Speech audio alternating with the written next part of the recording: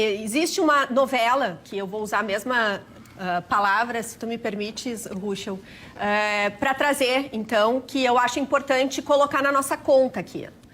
Há anos atrás, a presidente Dilma Rousseff, ela, em meio, lá, 2012, 11, ela inaugurava estádios e arenas de futebol.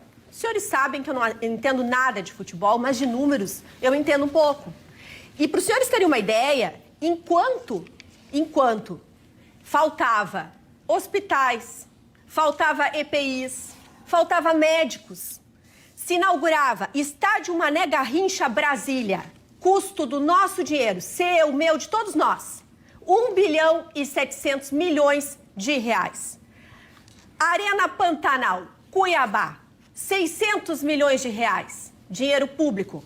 Arena Amazônia, Manaus, 670 milhões de reais. Quase 3 bilhões, nesse exemplo, de dinheiro público jogado fora, rasgado. Enquanto isso, agora, nesse momento, enquanto eu estou falando com os senhores, há sim contabilizado 13 milhões de brasileiros, como eu, como os senhores em casa, morando na favela.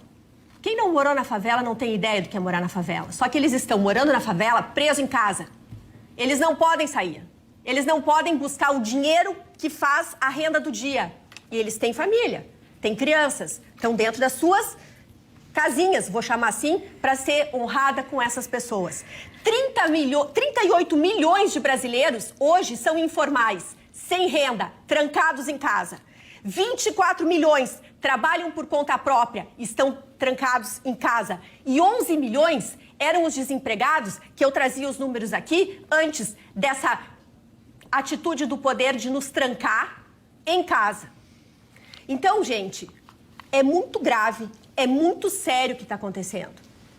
Hoje está contabilizado pelo nosso Ministério da Saúde 159 mortes, 4.579 casos confirmados, sendo que nós recebemos diariamente informações de que pessoas morrem de pneumonia e está sendo atestado como coronavírus. Coronavírus, desculpa. Covid-19. Só para os senhores terem ideia, no estado de São Paulo, morre por dia 35 pessoas de pneumonia. As pessoas que estão morrendo de pneumonia estão sendo incentivadas a dizer que são pelo coronavírus. E os casos relatados, inclusive aqui na nossa cidade, em Porto Alegre, há muitos que não têm certeza, porque não foram testados e estão sendo ditos como eles estão internados por coronavírus. Então, já não podemos acreditar nos dados. Como nós vamos colocar mais de 200 milhões de pessoas presas em casa, com base em dados que não são confiáveis? Agora, o que a gente tem? Pessoas morrendo de fome que não estão com coronavírus. Pessoas morrendo de fome. Como é que não vai dar uma convulsão social? Se nós temos um dos maiores índices de desigualdade social. Nós temos os maiores índices. Enquanto as pessoas ficam postando que estão na internet, no Netflix, ficando mais com os seus filhos, em casa, aproveitando a tal da quarentena, tá cheio de gente que não tem o que dar de comida para si e para os seus. É uma desigualdade social. Mais de 100 milhões de brasileiros hoje não têm saneamento básico. E aí fica nessa, desculpa, palhaçada. Então, assim, eu volto a repetir e eu peço desculpas, eu tô sempre com essa bandeira, mas eu vou bater. Tem um poder paralelo que quer nos machucar, tem um poder paralelo querendo aniquilar com o pouco que a gente estava conseguindo de começar a organizar essa bagunça que foi feita nos últimos anos. E não tem como não politizar. Nós somos políticos por natureza, nascemos políticos, somos entes políticos, vivemos uma democracia, podemos ainda falar. E se nós podemos ainda falar, a gente precisa falar por esses milhões de pessoas que não podem sair na rua, que não podem falar por nós. E nós temos o aval de um presidente da República que está nos permitindo dizer, saiam, vão trabalhar. Os grupos de risco, volto a dizer, fiquem em casa. Os grupos de risco, fiquem em casa, fiquem protegidos, se isolem. Ninguém está querendo matar ninguém aqui. Então, Roberta, eu peço desculpas, mas eu estou sendo repetitiva, mas a situação é muito Eu quero só te dizer uma que coisa antes de pontuar, passar Magda. para o Ruschel, tá? Nós temos um agente da IPTC, que é o Lisboa, que acompanhou o teu comentário na sexta-feira e elogiou, achou maravilhoso, tá? O Ruschel, por favor. Dona Magda, obrigado pela palavra. Eu queria contraditar minha colega Roberta, porque, primeiro, parece que alguém se orquestrou para deixar as pessoas em casa. Não, o vírus está no mundo inteiro e agora nem chegou no Brasil. Nós não estamos na crise, Roberta. Graças a nós, daqui 30 dias, como disse o Vitorino, que é 3 meses, daqui 30 dias nós já poderemos saber o que aconteceu. Segundo, as pessoas que estão nas favelas já estavam na favela, ninguém quer que as pessoas sejam na favela, pelo contrário. Agora, não é em nome disso que se vai soltar. Tu diz que tens um presidente que te orgulha em mandar as pessoas para fora. Esse teu presidente conseguiu ser notícia hoje na BBC de Londres, no Le Monde da França, eu anotei aqui, no The Economist, no Reino Unido, no lugar que tu escolheu. Eu escolhi quase 10 pessoas. Impossível, Roberto, respeitosamente, que o mundo tenha se organizado para derrubar o Brasil. Não, o mundo todo tem este posicionamento no qual as pessoas sofrem. Eu não vejo em momento algum eu vou dizer que as pessoas, os mais pobres, não estão passando necessidade. Não é isso. Eu estou dizendo que a solução que o mundo ofereceu para oferecer isso é isso. E o último que faltava se entregar, o último, chama-se Donald Trump, que junto com o do México, que também não, com menos luzes, lógico, mas se entregou e passou a defender até 30 de abril isto que tu condenas. Passou a defender em Nova York e mais 2 cidades região. O isolamento total. Tá, Exatamente. mas em regiões, como fez a China. A China não fechou toda como está querendo fechar o Brasil. Não. E eu não vejo que é o mundo contra o Brasil. Mas a China aí, agora eu vou me meter com essa história. Quem é que tá Mas a contra o China Brasil? ficou 3, 4, 5 meses bem quietinha. Sim, mas elas fecharam. Como assim tu quer dizer? Eu não entendi. Sim, porque quando explodiu essa barbaridade. Mas a gente tá falando em isolamento, Marta.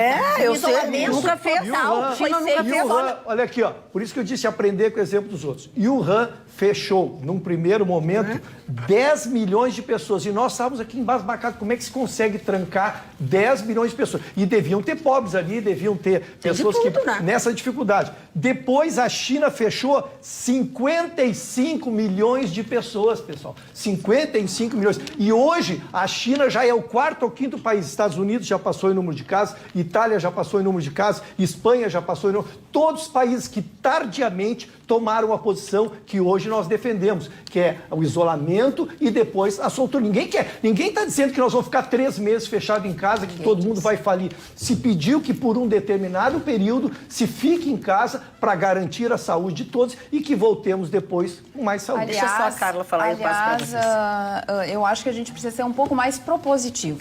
Não adianta vir aqui dizer que as pessoas estão morrendo de fome, que as pessoas não têm o que comer. Se nós somos de uma categoria que tem um pouco mais de possibilidades, se nós conhecemos empresários, se nós conhecemos políticos, se nós temos a força da comunicação, nós precisamos propor nesse momento. Por exemplo, os políticos, aqui o Rafael já falou 1000 vezes na questão da colocação do fundo eleitoral, do fundo partidário, enfim, para enfrentamento do coronavírus. Os próprios políticos em Brasília já têm algumas propostas de diminuição de 50% dos salários de deputados e de senadores. Por que a gente não faz uma pressão social para que isso aconteça? E mais, eu assisti uma entrevista do Galó, que é um empresário muito conhecido, uma pessoa maravilhosa. José Galó. Assim, José Galó. Presidente do Conselho. Primeiro, a gente precisa resolver essa questão da saúde. Porque se a gente não resolver essa questão da saúde, a gente vai chegar logo em seguida, daqui 15, 20 dias, a gente vai ter 2 grandes problemas. A questão da saúde e a questão da econômica, muito pior. Ele ainda disse, no primeiro momento de crise, e nós já enfrentamos várias, não como essa, que é uma pandemia, o primeiro momento é o de susto e de medo. Tudo vai se acabar, ninguém vai sobreviver, nem nada parecido. Depois, as pessoas começam a ter ideias. E essas ideias repercutem em coisas positivas. A Roberta falou em desigualdade social. Nós temos um país com grande desigualdade social. E esse vírus vem mostrar que aqueles empresários que têm dinheiro, que têm X% da riqueza que a população não tem, agora vão ter que abrir um pouco a mão da sua riqueza e vão ter que alcançar para aqueles que têm menos. Eu hoje entrei numa corrente, se quem quiser me procurar, por favor, acessa o meu Instagram, minhas redes sociais, uma corrente que está ajudando a Zona Leste, para chegar lá comida para as pessoas. Então, quem tem um pouco, e não precisa ser muito, é 10, é 20, é 30 reais, é 50 reais, ou quanto o senhor e a senhora podem doar para essas pessoas que não têm dinheiro. O governo federal está fazendo a parte dele. Hoje o Senado Federal, que foi a minha manchete, aprovou R$600 que estão chamando de Corona Voucher para os autônomos, que a minha colega também tratou. Aqueles que realmente agora estão numa situação de desespero, que não têm o que colocar na mesa. Então, são R$600 por mês, até durar, daqui 3 meses eles vão reavaliar. Esses R$600 pode ser R$600 para a mulher e R$600 para o homem, pode ser R$1.200 para a família, tem um limite de R$1.200. Aquelas mães que cuidam sozinhas dos filhos podem receber 2 vezes esse valor. Agora, é claro, o Congresso aprovando, o presidente da República sancionando isso, vai ter que ter ainda uma medida provisória, vai ter que ter decreto. Isso foi dito hoje pelo ministro Onyx Lorenzoni, falando de todo. E, claro, o Executivo agora tem uma grande missão, que é como chegar esse dinheiro nas pessoas. E eles, então, disseram, né, que as pessoas que recebem hoje o Bolsa Família, que já são cadastradas, vão receber o valor do Bolsa Família e vão receber o extra, que vai ser feito uma... Não vou falar folha de pagamento, mas não é exatamente esse termo técnico, para a pessoa receber esse extra que vai passar do Bolsa Família. Tem também aquelas pessoas físicas que contribuem pelo INSS que também vão conseguir esse valor. Tem aquelas pessoas do MEI, que são os microempreendedores individuais, que já estão cadastrados no governo federal através do Ministério da Economia, que já está passando esse cadastro para o ministro Onyx Lorenzoni da Cidadania, para que essas pessoas também possam receber esses R$600 e até R$1.200, como eu já falei dentro das famílias. E os informais, eles vão procurar uma solução tecnológica, porque o grande enfrentamento de tudo isso é porque nem todo mundo tem uma conta no banco. Tem muita gente que não tem conta no banco, mas existem algumas formas tecnológicas hoje, né, que a tecnologia vem nos auxiliar em diversas formas, e essa vai ser uma delas, que as pessoas talvez criem essas contas online em banco e tudo mais, e que recebam esse valor. Não, gente, não é um valor exorbitante, mas é um valor que vai fazer com que o brasileiro consiga colocar um prato de comida para o seu filho. Porque, como disse uma médica depois de quinta-feira, uma médica que assiste, uma cardiologista famosa aqui no Rio Grande do Sul, ela disse o seguinte: essas pessoas que agora estão falando que o isolamento é uma droga, que vamos sair para a rua, que está todo mundo morrendo de fome, na hora que um familiar precisar de um leito de UTI e chegar lá e não tiver esse leito de UTI e eles disserem: volta para casa porque a gente não vai poder atender, talvez essas pessoas mudem de ideia. Pois é, acontece, Carla, que 11 milhões de pessoas que moram em favela já estão há muitos anos habituados a morrer em fila do SUS, a não ter leito, a morrer porque não tem hospital. E muitos desses 24 milhões por conta própria, 38 milhões de informais, também não devem ter dinheiro para pagar, por exemplo, plano de saúde. Então isso está afetando, o coronavírus está afetando uma casta da sociedade que não está acostumado a bater no hospital e não ter leito suficiente, o que ainda é discutível em muitos casos. Outra coisa que eu acho importante trazer é sobre essa esmola que o governo federal, infelizmente, está tendo que oferecer e as pessoas estão tendo que aceitar. Muitos favelados, pegando o exemplo da favela, estou fazendo de propósito pegar esse exemplo de favela e os senhores me dão licença para isso. Não tem CPF, não tem registro. Quem é que vai buscar esse dinheirinho? Quem CPF. É que vai cadastrar? Eles vão ter que se obrigar, aquele líder social, aquele líder comunitário, que nós sabemos bem de que partido são, é que vão fazer a lista e vão, com base nessa lista, receber esses R$600. Então, a gente já está vendo ali, bem organizado, uma forma de corrupção, para ser o mínimo. Roberta, o Marcelo... Só mais uma informação, tá? Nesse domingo, o ministro das Finanças de uma das maiores economias da União Europeia, alemã, se suicidou. Dona Magda, eu só Não, tudo bem. que a gente Todo mundo quer falar aqui também. Fazendo um pinga-fogo Tá, para por que favor. todos possam falar e é importante. Primeiro, me surpreendo muito as críticas da doutora Roberta aos números da saúde, porque se há alguém que tem credibilidade no momento nesse país é o Mandetta. É verdade. E se a Roberta vai vir aqui desacreditar os números do Mandetta, aí fica difícil. Eu só posso me basear...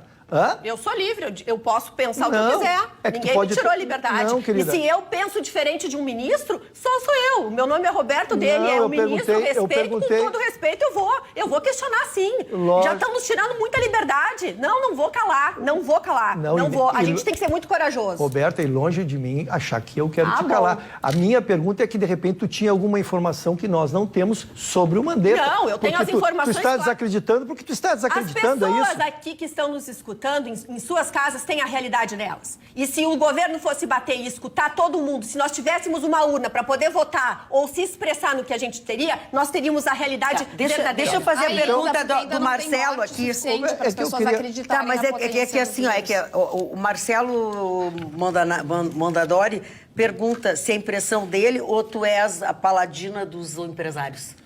Olha, eu sou uma pessoa que faço meu trabalho com responsabilidade, tenho minha liberdade de expressão ainda e penso com liberdade. Eu respeito os seus posicionamentos, compreendo que a situação é delicada, mas é preciso responsabilidade. Há uma situação premente, uma hipótese e há uma realidade que é muito grave.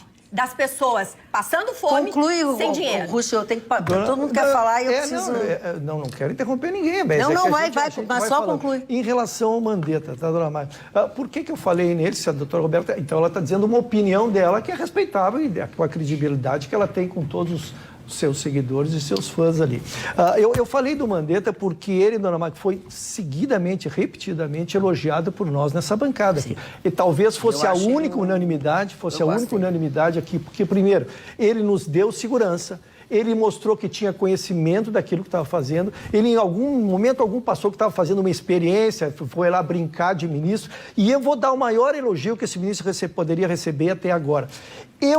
Quando o presidente desacreditou ele, dona Magda, eu fiquei num primeiro momento assim, se esse cara tivesse o chapéu dele, ele pegava o chapéu dele e ia embora, porque ele não precisa disso, ele não precisa ser desautorizado em público, porque ele deu uma entrevista às 17 horas, nos dizendo uma coisa, e o presidente deu uma coletiva às 20, desautorizando ele. Sim. Mas aí que eu quero dizer por que ele cresceu no meu conceito. Porque ele mostrou a grandeza, o trabalho dele é público. Se ele acredita que ele está fazendo bem para a população, se ele acredita que ele está nos fazendo bem e nos orientando bem, enquanto ele não for demitido, ele tem que continuar prestando o serviço dele, e sim. E nós temos que acreditar em alguém. A doutora Roberta quer que acredite no presidente e que todo mundo saia. Eu estou querendo acreditar no ministro da Saúde que ele nomeou, na Organização Mundial da Saúde, em 150 países que fizeram essa segregação para salvar as pessoas.